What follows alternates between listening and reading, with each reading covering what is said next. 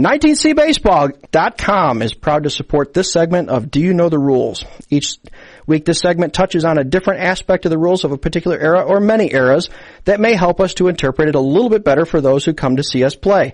This week, I'd like to ask for help from any listeners in finding two rules that many seem to be playing by when playing by 1858 and 1860 rules, including my own club, but I cannot find the rules or the customs documented anywhere. Now, one of the rules I'm interested in is the one stating that an infielder must stand within one step or on his bag until the ball is put into play, and the other rule pertains to outfielders having to play the center of the field until the ball is hit. Now, I've seen this game played all over the countryside, but I've never seen any documentation of it being played this way during the 19th century. And I'm not saying that there isn't any. I'm just saying I haven't found it and would like help in doing so. So, with as many clubs playing by these rules, I invite anybody that's got documentation on it, because I would love to read it. I want to make sure that we're running this properly.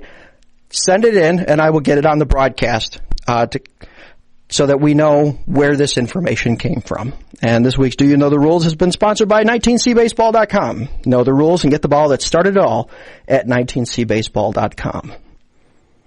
And now it's time for the 19th century game of the week. In this segment, we are looking back into the 19th century and to look at a match that was played during the 1800s. This week's 19th century game of the week is the July 1st, 1859 match between the Amherst and Williams colleges.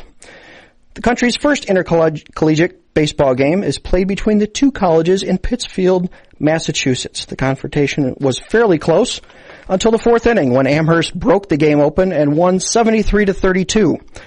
The playing field had the pitcher only 25 feet from the batter, and the bases were only 60 feet apart.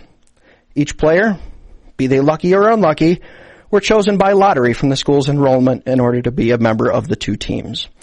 This 19th century game of the week report came from the book A Stitch in Time, a baseball chronology 1845 to 2002 by Gene Elston.